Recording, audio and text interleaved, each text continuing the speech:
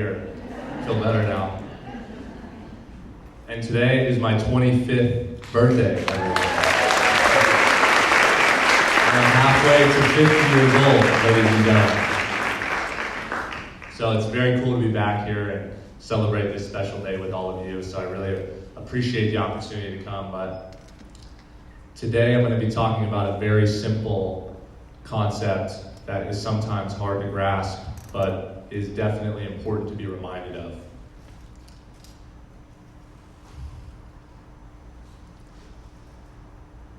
When something bad happens to you, instead of asking yourselves, why did this happen to me? Ask yourselves, why did this happen for me? It's not easy. Sometimes we feel like achieving our wildest dreams is completely out of reach, and we work hard every single day, and we don't feel like we're getting any closer to those things. And sometimes we're on the right path, and unfortunately, something bad happens to us and we hit a collision. I'm not standing here because I have all the answers. But I'm standing here and I'm here today to tell you that some of the worst things that have ever happened to me and my worst collisions in my life ended up helping me in every single way possible, and ended up being some of the greatest things to ever happen to me.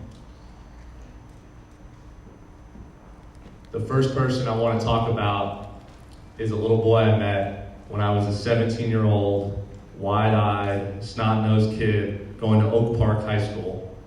And pretty much the only person I cared about was myself.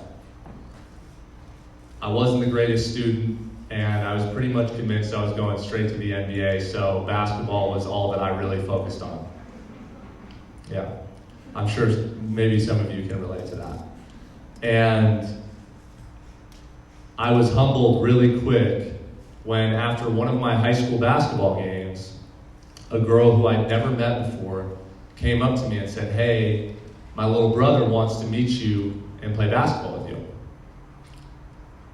So I sort of looked at her and said, "Sure, I'll get around to it when I can. I'm pretty busy. I don't know if you've heard, I'm a pretty big deal around here."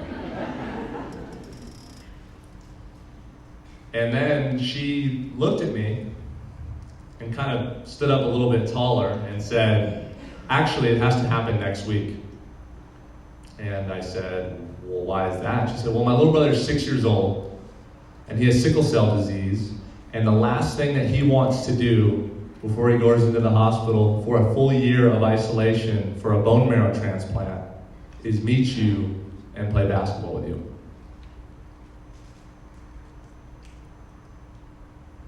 And that little boy and I ended up becoming best friends. So a couple days later, I met Luke Bodden, and we got to play basketball together.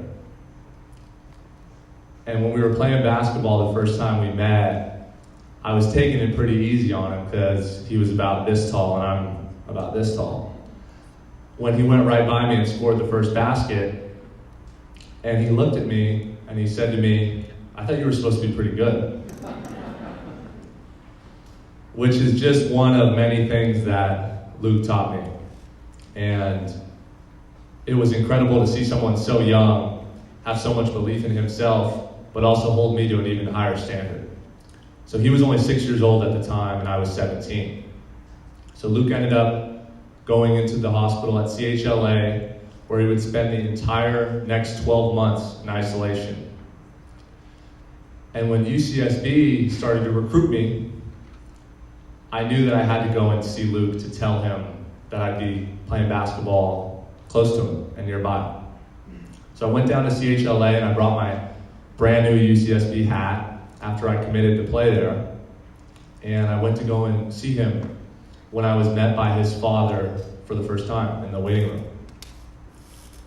He came up to me and he explained to me, he said, "JD, I'm really glad that you're here, but unfortunately Luke is not doing so well. He has not been able to get out of bed for the last 3 weeks. And it might be better for you to come back another time." But I told him that I was there to tell Luke something. And I knew that it would be important to him that I made this effort. So I assured Luke's father that I would be staying. So I walked down the corridors of CHLA to the isolation section. When I got to Luke's hospital room, and I saw that he had 2 photos above his bed. It was a photo of Matt Kemp and a photo of me the day we met. And to have someone believe in you like that at such a young age can really change your whole perspective on life pretty quickly. And Luke hadn't seen me yet, but I'd started to cry when then he turned and I saw that he was crying as well. And he almost felt bad that he had moved me to such an emotional place, and understanding that he got out of his bed and walked up to the glass window that separated him and I from each other. And although there was about 3 feet of glass between us, he put his little hand up to the glass, and I put mine, and I swear I never felt closer to someone in my entire life. So Luke, that day, started to initiate a real change in the way I looked at every single thing. It wasn't just basketball, it started to become much more than that. So Luke got out of the hospital, and I was going to play basketball at UCSB, and sure enough, the minute he was able to come to a game, he was with his whole family driving to all my basketball games. And although I wasn't playing much at the time, he was the first person to say, "Great game," or "You're going to get him next time," and always support me despite the battles that he had been going through.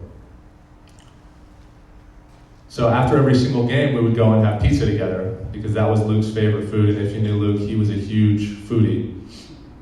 And I'm gluten-free, so I'm a very particular eater. I'm very high maintenance. And Luke knew this about me. So every single time we went to eat, he would make sure that whoever was taking our order was well aware of the fact that we needed a gluten-free pizza with pineapples and bacon on it for me. Luke would do this before even ordering his own food. And to see, again, the wisdom of such a young boy put the well-being of others ahead of himself despite dealing with tremendous adversity was powerful, even when it came to the simple act of just eating pizza.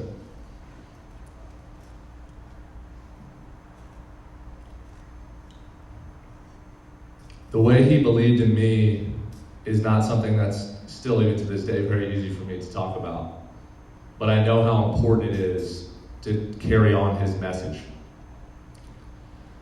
Because unfortunately, Luke did get sick again, and he ended up going back to the hospital.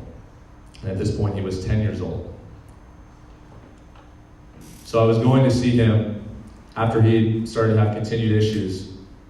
And at this point in our relationship, I felt like I could be pretty honest with him about all the things that I had been going through as well. All the things going on in my life and my struggles. And I wasn't having one of my best days. And I went down to the hospital to see him. And like I said, I was in a terrible mood. And he could tell right away. So I went to go and see Luke. And we were having a conversation, and he started to ask me what's wrong. And so I started to explain to him all the things going on in my life. I wasn't playing much, my grades weren't good. All these things that were bothering me. When at 10 years old, and only after I finished getting it all out, he looked at me and said, "JD, I would do anything for your worst day." Luke, all he wanted to do was deal with the problems that all of us deal with on a daily basis. Dealing with traffic on the 101 freeway, getting cut from the basketball team, getting a C on your chemistry test. These are things that he dreamed about dealing with. And how often do we feel like our problems are bigger than everybody else's? So I left Luke that day, and I'll never forget that moment because it taught me so much about looking at my own problems differently.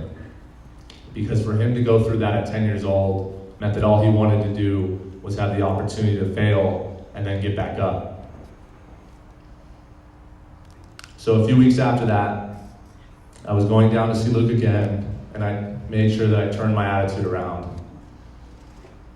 But it was still very hard for me to see my best friend go through something like this, not just once, but twice. So he was still sick and dealing with all these issues in the hospital, and he used to always get on me about smiling. JD, you gotta smile more. I don't know why you don't have a smile on your face every time you walk in here to see me. On September 14, 2016, Luke Bodden passed away from a stroke at the age of 10 years old, and the last thing he ever told me to do was to smile more.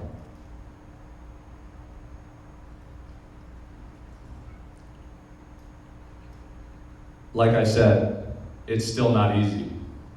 This is not something that I've fully come to terms with, and it is still a very recent happening, but it's something that I'm continuing to try and find ways to make sense of. And initially, after he passed away, I was devastated. I could not make sense of why a 10-year-old boy full of life would never get the opportunity to realize his full potential. But just like today, I did my best to try and stand tall and walk up on a stage, and at his funeral, I gave a speech all about pizza and smiling more and all the good things that Luke taught me and left me with. When after the speech, Luke's doctor came up to me and was telling me how much he liked the speech and how much he felt like Luke really had a friend in me and I had a friend in him. When he put his hand on my shoulder and he said, JD, there was really only anything wrong with your speech. And I was pretty surprised because I didn't really feel like that was the appropriate moment to critique my speaking. But I humored him and I said, well then what was it? And he said, the only thing wrong with your speech was that the entire world wasn't in that church listening. And I thought a lot about that comment and felt like maybe I should do more than just play basketball. So I started writing, and I'd never previously written anything of length, and as I mentioned, I was probably the worst student I knew, and a terrible writer. But I told myself that I would just write a little bit, no matter what, and it was a way for me to cope and deal with the loss of my best friend. So during my junior year at UCSB, I moved out of my current housing to live alone, and started writing what was a book, and I told absolutely no one, because I was afraid of what people might think. But what continued to motivate me and empower me through this was Luke's bravery, despite all the battles he had at such a young age. And then I also had this horrible professor at UC Santa Barbara. His name was Maishi Bernstein, and he was probably the meanest person I'd ever met in my entire life. He would have us turn in a 5-page essay, only to circle the first sentence entirely in red ink and tell us how terrible it was and give us back and tell us to start over. And as a writing teacher, I learned that that was only because he cared so much about us, not just as writers, but as students. So after writing this book for 2 years, he was the first person I told that I'd written a book. So I went to sit down with my professor, whom I despised, and I said, hey, it's great to see you again. And he said, it's not very good to see you. And I said, hey, I've written this book and I want you to read it. And he said, no, you haven't. I want to see it. And I said, well, it's kind of complicated. I can't email it to you or anything like that. I brought it with me. And he said, it's been published. And I said, no, it's not been published, but I hand wrote the entire first draft, and that's all I have. I hand wrote the entire 400-page first draft with just a pencil and paper. And I gave it to my professor that day, and I felt like I maybe earned some respect only then from him for the first time. But he said that he would take it home with him and read it. And a month later, he gave me a call, and he said, JD, we need to sit down and talk about this book. So we met at the same place we'd met previously, and he sat down, he looked me in my eye, and he said that he thought it was the best book he'd read in his entire life.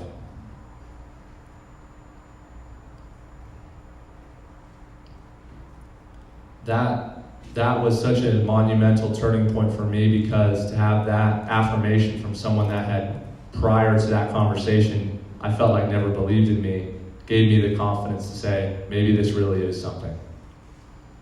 So with my professor's help, we worked together nonstop on cleaning up all of the things that he actually hated about the book as well. Got an editor, got an agent and a publicist, and went through the entire process. And I graduated from UCSB in June of 2018, and on September 14th, 2018, the 2-year anniversary of Luke Botton's passing, my debut novel, MoonFlower, was published on Amazon. And on the first page of the book, it's entirely blank, except in the corner right, it just says 2 words that say "smile more." I can go on and on about all the things that Luke taught me for hours, and I can clearly write 400 pages all about it. But if there's anything that you guys remember about Luke and I and take away even from today, is that you have to smile more. We are so fortunate to deal with our shortcomings and problems that we feel like are the only things keeping us from getting to that place we want to be. That is one of the many things that Luke taught me, but it might have been the most important. If you write a page a day, in a year, you will have written a 365-page novel. This was something that I told myself every single day, and it didn't matter if I was writing something that was good or bad, or I was happy or sad, or anything that I was going through. I told myself that just that day I would write 1 page at least. Because as I said, I was not the best writer or the best student, but that only further fueled me to get something like this completed. And I don't think, had I been interested in writing my whole life or been a perfectionist, I would have ever completed it. So the important thing to keep in mind is that maybe it's not writing for some of you. But whatever it is that makes you tick and is something that you dream about doing, make sure you work on it every single day, no matter what you're going through. If you just write that 1 page, you'll be another page closer to completing your book. Whatever it is that you're passionate about. It doesn't have to be involved with writing or anything like that, and you might not even know it at this point, but it's important to think about how every single day counts. So I'd written this book, and I was pretty much on cloud 9 because I felt like I'd finally done it. I'd achieved the thing that I'd always wanted to do, and I'd finally become an author. And I'd scheduled all of these opportunities to speak and promote this story that I'd spent the last 2 years writing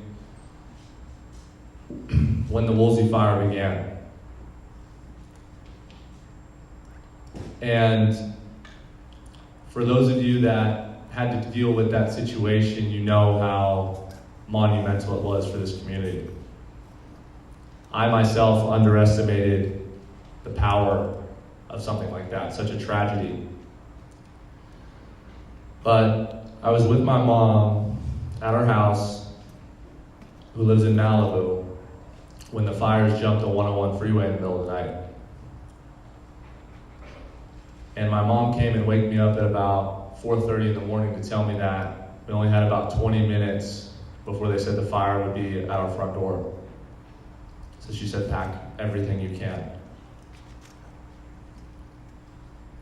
And so I started to pack all of the things that mattered to me and go through, like a literal scrapbook of my life. My favorite t-shirt from when I was a kid, or my favorite basketball shoes from when I was playing at Oak Park, or any of the things that had some value to me in my life.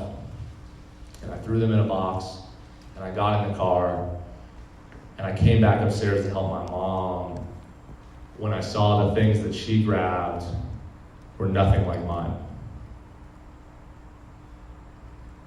You learn a lot about someone when you watch what they have in their hands when they only have 10 minutes before they have to evacuate.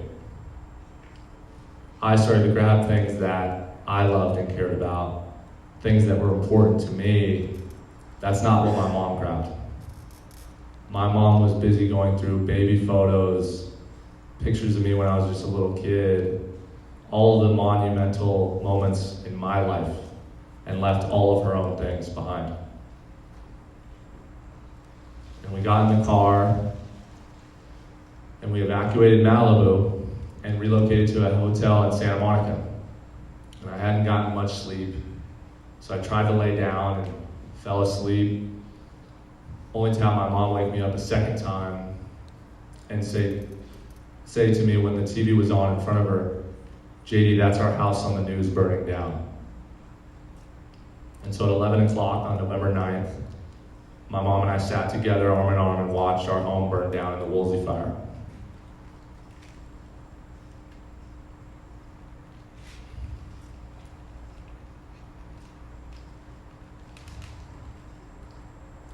So the next day, my manager came to the hotel to sit down with me. And after giving me a hug and telling me how sorry he was, with pretty much just the clothes on my back and my laptop, we sat in a Sheraton event room where they were taking down an event from the previous night, and we looked at each other and started talking about what we were going to do. How would we possibly deal with something like this? Just 3 weeks after my book had come out. And I was supposed to have a speaking event that night at Chapman University, and I was ready to cancel everything. I needed to be with my parents. We needed to figure out what we were going to do. Our home had just burned down the previous day. I didn't know what the next steps even were, but I felt like the last thing I should be doing is going to speak at a college. So we were talking about that and going through the rounds of canceling everything, and that's when my manager looked at me and started to say, "You know what would Luke have done in a situation like this?"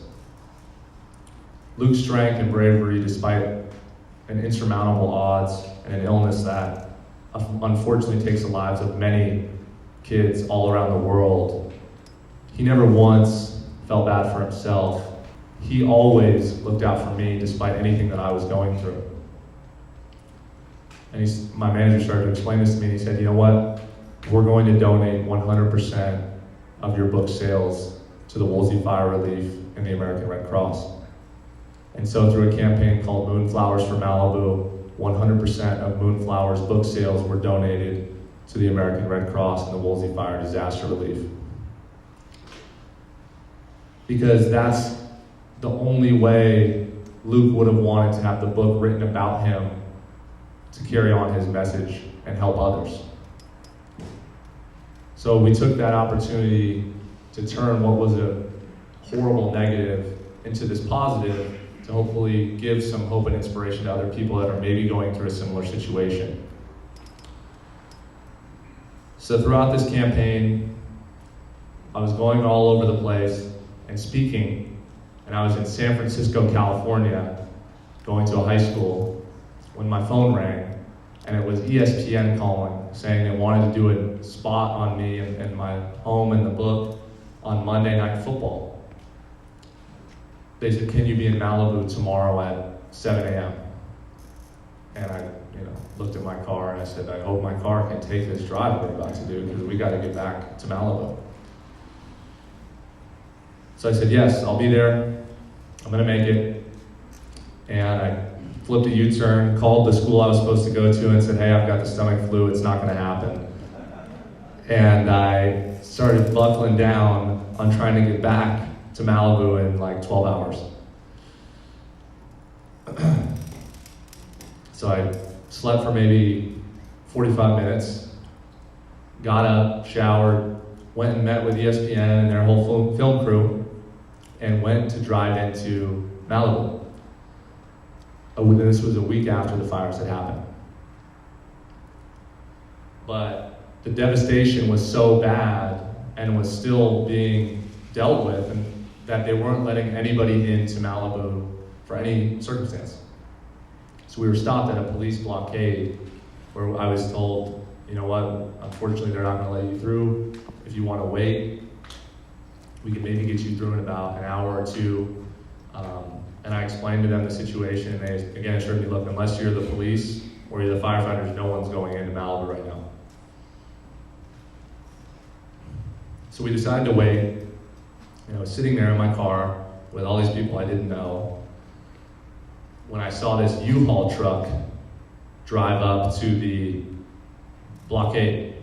And it was a U-Haul truck, and on the side of it, taped to it in blue tape, it said Red Cross in green crayon. And I looked at them and I was like, wow, this is the largest nonprofit in the world. These people look really legit. And I kind of laughed at the ESPN guys and I said, look at this, like this is pretty embarrassing. And they're like, yeah, I know. We're really not in a good situation here.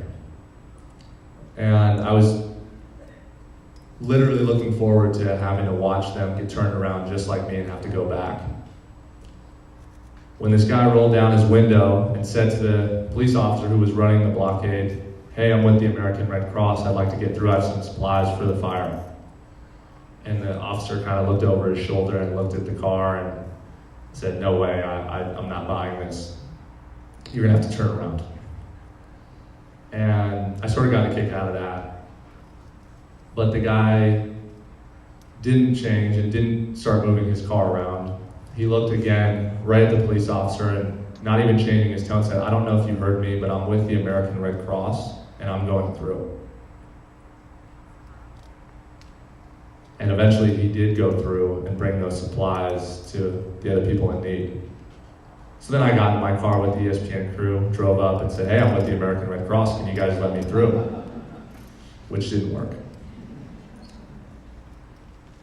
But I knew that was the team I wanted to be a part of. These were people and volunteers that, instead of running away from the fires, decided to run towards them. After a true devastating moment and life-changing opportunity in my life, I wanted to be nowhere near the city of Malibu after something like that. But these were people that gave up their own time to go and help people just like me. So, watching those people drive through that blockade with nothing but some blue tape and a U-Haul truck really motivated me to push on and try and help others too. There's a struggle going on. A lot of people are dealing with situations that you would not even believe. So many victims of the fire didn't have another place to go, didn't have anywhere that they could call home. And these were things I started to learn as I continued to educate myself on all of the destruction and devastation that came from the Woolsey fire. But what was so amazing about this was I started to meet what I like to call all of the other Lukes out there in the world. Other people that had dealt with situations that maybe it wasn't sickle cell disease, or maybe it wasn't losing their home in a fire, but something had happened to them that deeply moved them and was impactful in their lives. Something bad or some sort of collision. And as I got to travel and fundraise through my book for the Red Cross and tell my story, I started to meet people just like all of you that also had stories themselves. These were people that believed in what they were doing despite the fact that they had had to go through some similar situation as well. So, as I was going around and telling my story and trying to help other people, I got to meet all of these incredible little ones. And one of them was a little girl who was 8 years old at the time, named Teresa. And I was speaking at a school, an elementary school around here, not too far in Ventura, when I met this little girl who has had a very tough life. And she was born maybe looking a little bit different than all of us, but on the inside, she has the most incredible spirit and soul I've ever met. And there's really nothing different about her than any of us, because all she likes to do is dance and eat macaroni and cheese and watch cartoons, just like all of us. And as I was speaking, and I got to hear some of her story and her mom tell it, my dad, who was there that day, I'd asked him, how did you think it went? And we were talking about the speech and the event. He said, JD, I thought it was really good, but you say you want to help and meet all the other Lukes out there in the world. That's one of them. I don't care how busy you are or everything else you're doing, or whether you get to go on TV or you get to talk about your book. That might be the most important thing you do, is help her. So my dad, like any good father, pushed me in the right direction after maybe I had strayed away from my original vision, and I got to meet and spend some time with Teresa. But the only problem was she was staying at Children's Hospital Los Angeles, and I hadn't been back. She was in the same hospital that Luke was in. And it was very hard for me to think about having to walk through that same hallway and relive some of those memories from the last 6 years. But again, I found the strength of the people I had met on my journey and throughout all of this that continued to push me and motivate me to try and help others. So I thought about Luke a lot, and I thought about everyone that I met, and I continued to walk forward and steeled myself and walked all the way to Teresa's room, only to find that she wasn't there. And her mom wasn't there, and the room was totally empty. So I went up to the nurses, and I asked them, hey, is this Teresa's room? And they said, yeah, this is her room. And I said, well, where are they? And she said, oh no, they'll be back in a second. They usually leave this time of the day. And I was very confused. She said, around this time of the day, they do something they call their afternoon dance party around the 6th floor of the Children's Hospital. You'll probably see them coming around that corner any second. And so I walked out of the hallway, and sure enough, a few minutes later, I saw Teresa and her mom, and in Teresa's left hand, she was holding her mom's hand, and in her right, she was holding a boombox. And she had these shoes. Yeah, she's laughing a lot right now. She remembers this. She was holding these shoes, or she was wearing these shoes that were bear claws, but they were multicolored. And she was hopping around and dancing, and her mom, and the nurse just looked at me and shook her head and said, yeah, I told you they'd be back. So a couple hours later, they went on their early evening dance party, and the three of us danced around Children's Hospital Los Angeles. She's a great personality. And as hard as it was for me to go back and be in this hospital again, I found myself always wanting to spend more and more time with her, because just how much I felt like I had learned about the true meaning of life and how important it is to always be brave and be strong no matter what. So I would go and visit on a pretty regular occasion for the next 11 months, and obviously I'm happy to say that after being in the hospital for 11 months and having 20 surgeries, Teresa was released from the hospital last week.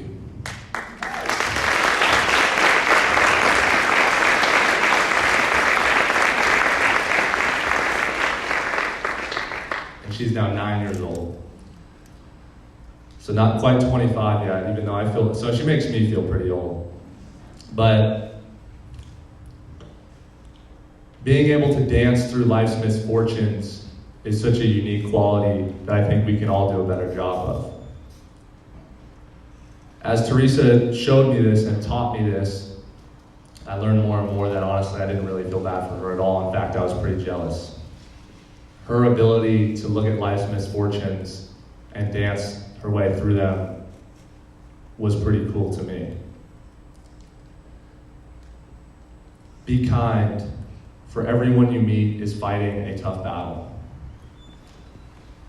This is something that we all have in common, whether we realize it or not.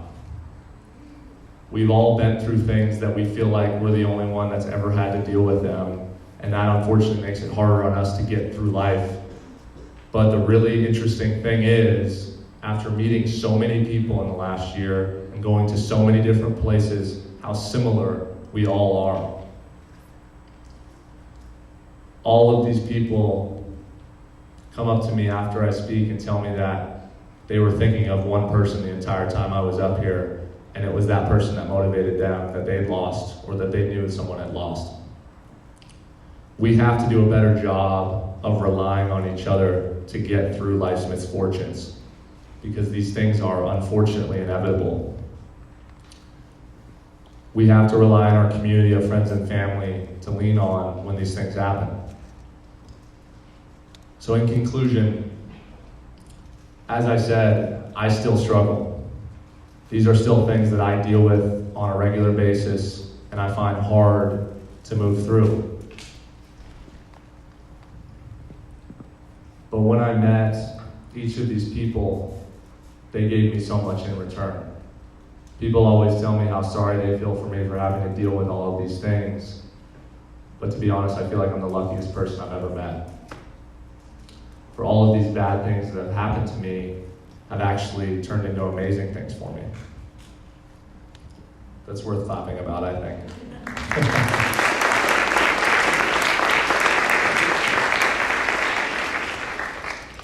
Out of the suffering have emerged the strongest souls. The most massive characters are seared with scars. When I first met Luke Bodden, and when he passed away, I was so devastated. I didn't know how to carry on, but ultimately he would motivate me to pen our story. When I first lost my home in the fire, I felt like I'd lost pretty much everything, until I learned that I still had the most important thing in my life. When I first met Teresa, initially I felt so sorry for all the things she had to deal with, until I realized that she was blessed with the most beautiful personality in the world.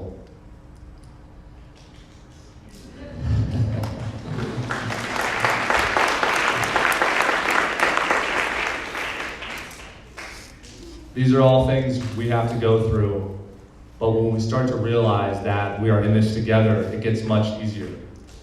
When you start to realize that you can talk to people and find ways to channel some of these terrible things that have happened to you into positive ones, you'll start to realize that maybe your dreams are a little bit closer than you thought.